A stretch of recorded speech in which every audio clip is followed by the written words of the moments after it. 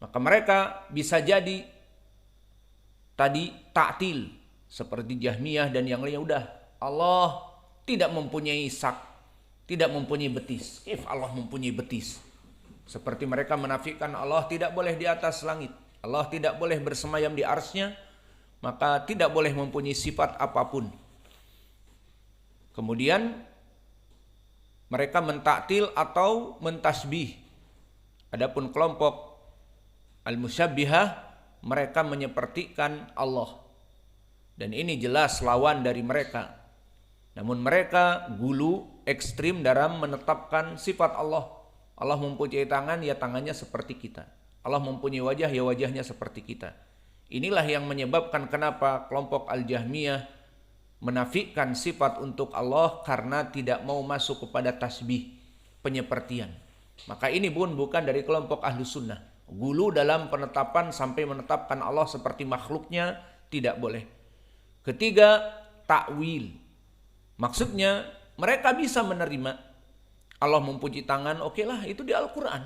Yadullah mabsutatan yunfiku kaifa yasha wa yabqa wajhu rabbika. Allah mempunyai wajah dan tersisa wajah Allah yang maha mulia.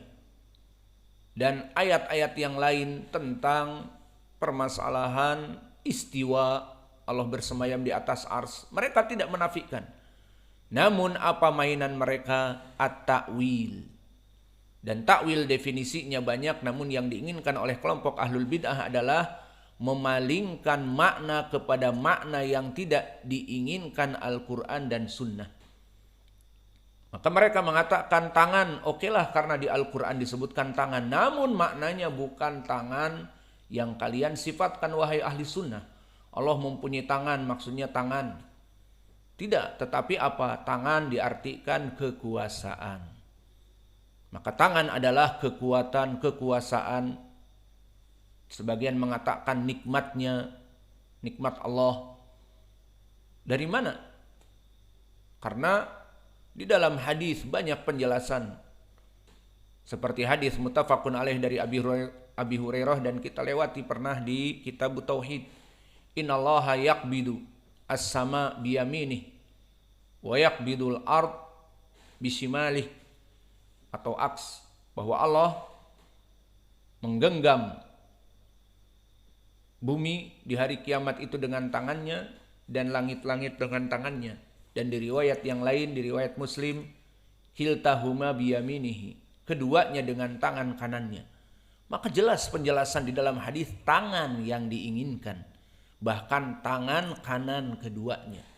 Maka mereka mentakwil dengan kekuasaan, kekuatan, atau nikmah. Maka bisa dilarikan kemana? Mana dalilnya? Tidak ada dalilnya. Ya kalau mereka menetapkan tangan, ya sudahlah, menetapkan apa adanya. Udah menetapkan, masih menyeleweng dari kelompok ahli sunnah, mentakwil, menetapkan dengan makna yang lain. Maka ini makna takwil. Dan yang keempat, bukan dari ahli sunnah juga, at-takyif. Mereka menetapkan nama, namun mereka sibuk menanyakan bagaimananya. Maka disebutkan misalnya di Al-Quran tadi, yadullah mabsutatan, kedua tangan Allah itu terbuka, Allah tidak pelit. Maka mereka mengatakan tangan Allah terbuka. Bagaimana tangan Allah? Ada berapa jarinya? Berbulu atau tidak? Mempunyai jempol semua atau kelingking semua dan sebagainya. Itu perkara yang tidak boleh di dalam permasalahan asma wa sifat. Kenapa? Selama Allah tidak menjelaskan, ya sudah, tidak usah kita menanyakan. Boleh kita menanyakan tentang sifat Allah, boleh, yang Allah sifatkan. Contohnya, di mana Allah berada? Di atas langit. Itu boleh kita katakan di atas langit, bukan mentakif. Di mana? Bersemayam di atas arsy-Nya. Mana dalilnya? Ar-Rahman 'alal ars istawa. Yang tidak boleh bagaimana? Lalu bersemayamnya, ini dia. Lalu bersemayamnya bagaimana? Allah bersemayam di atas ars, apakah duduk seperti raja di singgasananya, atau tiduran di atas singgasananya, atau lompat-lompat di atas singgasananya, ini pertanyaan yang tidak boleh. Menanyakan perkara-perkara seperti ini bisa menyebabkan seseorang menjadi pusing karena memikirkan perkara yang tidak masuk akal, yang dia tidak tahu dan tidak pernah melihat. Maka ahlu sunnah wal jamaah tidak bermain-main dengan takyif. Kaifa Allah dan kaifa. Allah sifatkan Allah mempunyai tangan, ya sudah. Di hadis nuzul, yanzilu rabbuna jalla wa ala fi kulli lailah ila sama'i dunya. Allah itu turun ke langit dunia. Imani turun. Dengan hadis yang sahih muttafaqun alaih dari Abi Hurairah ini, imani. Lalu bila takyif, tanpa menanyakan kaifiyah. Allah turunnya gimana ya? Pakai tangga? Atau lompat? Atau pakai bugi? Tahu bugi-bugi? Tali yang kemudian membalikan kembali ke atas. Meral. Al-muhim, bagaimana Allah turunnya? Pertanyaan ini tidak boleh. Atau Allah turun pakai apa? Parasit. Parasitnya sebesar apa kalau begitu? Seperti itu tidak boleh sama sekali. Maka inilah manhaj ahli sunnah wal jamaah tentang permasalahan penetapan sifat Allah. Dan di sini sifat sak, mengamalkan dari akidah ahli sunnah di dalam asma wa sifat tadi, kita menetapkan sifat sak, kita menetapkan sifat betis untuk Allah. Lalu apa? Tanpa mentaktil. Ini kaidah yang pertama, tanpa menafikan, tetapkan. Kedua, bila tamsil, tanpa menyepertikan dengan manusia. Ketiga, bila takwil, ditakwilkan sak, betis maknanya misalnya apa gitu. Gak boleh. Dan yang keempat, bila takyif, ditanyakan betisnya, betis bagaimana? Berbulu atau demikian dan demikian, itu tidak boleh dipertanyakan. Inilah adab kita kepada permasalahan sifat Allah Jalla wa'ala. Maka yang menciptakan kita mengabarkan mempunyai sifat, mempunyai betis. Justru mereka yang mengatakan kaum ahli sunnah itu mujassimah, menetapkan zat, justru kita harus menetapkan karena Allah dan Rasulnya menetapkan. Ila saqin di Al-Quran dan di sini ila saqihi, maka ditetapkan bahwa Allah mempunyai betis. Justru kalian yang tidak menetapkan, maka kalian justru yang salah. Bukan kita menetapkan kemudian kita dicap mujassimah, orang-orang yang membentuk badan untuk Allah. Allah mengabarkan tentang badannya dari wajah, dari tangan, dari betis di sini, maka kita menetapkan. Adapun kalian menafikan, tidak boleh kalian menafikan di mana Allah menetapkan. Bismillah.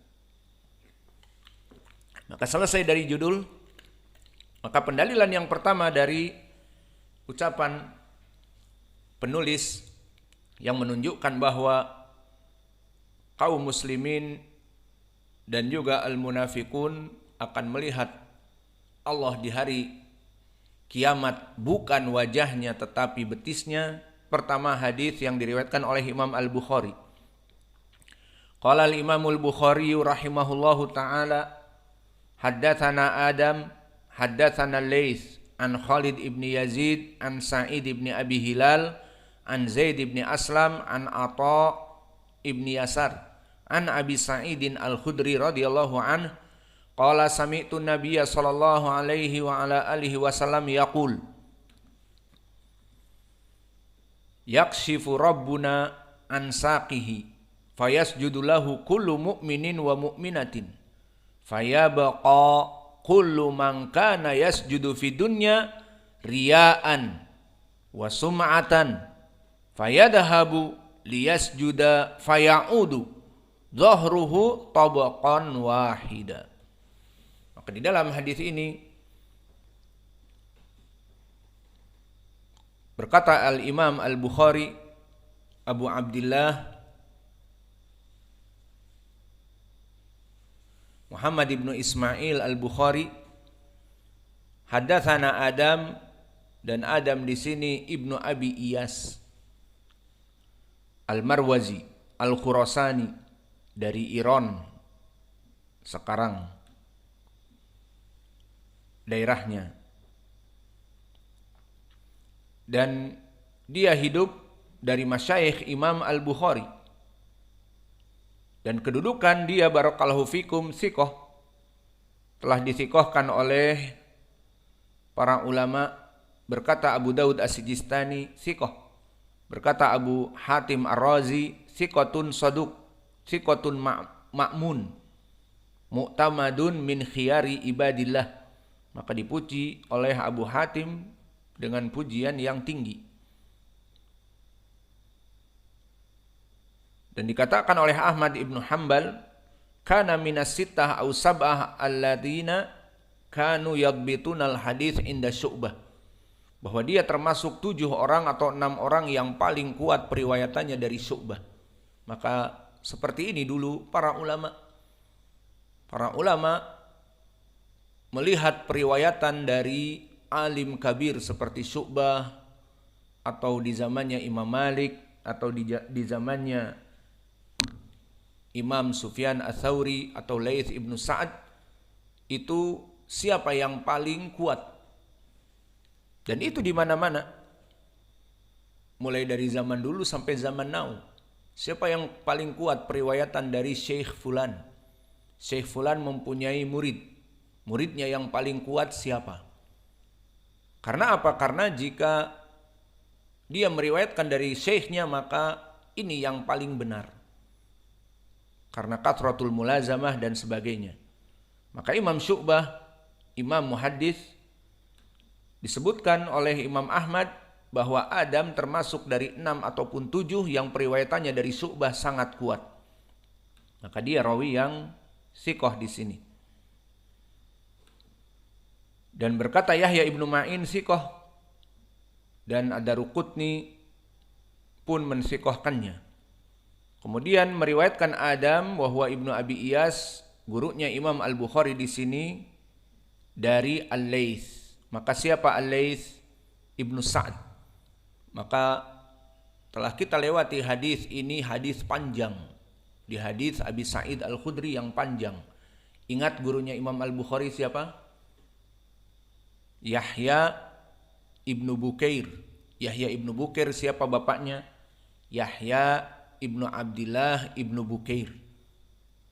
Maka di hadis yang lalu, di matan yang bab pertama, disebutkan bahwa Yahya ibnu Abdillah ibnu Bukair meriwayatkan dari Laits, kemudian kepada Abi Sa'id Al-Khudri di hadis yang panjang. Dan Imam Al-Bukhari pun meriwayatkan di hadis yang pendek dari jalan Adam, diambil oleh Imam Al-Bukhari, dipotong. Maka meriwayatkan dari Laits, dan yang diinginkan Laits adalah Ibnu Sa'ad Al-Misri, dan telah terdahulu di sanad yang terdahulu.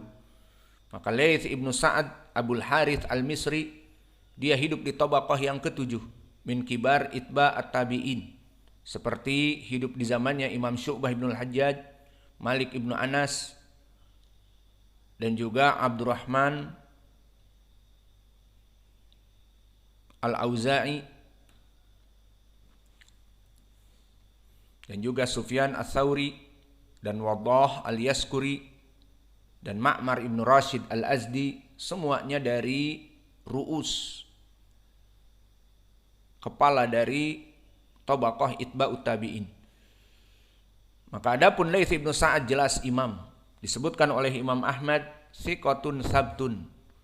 Berkata Imam Yahya ibnu Ma'in, Laits ibnu Sa'ad asbat man rawa an Sa'id al-Maqburi.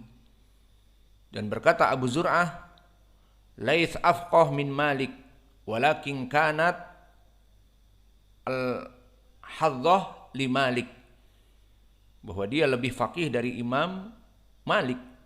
Namun kenapa kurang terkenal? Karena Imam Malik duduk mengajar.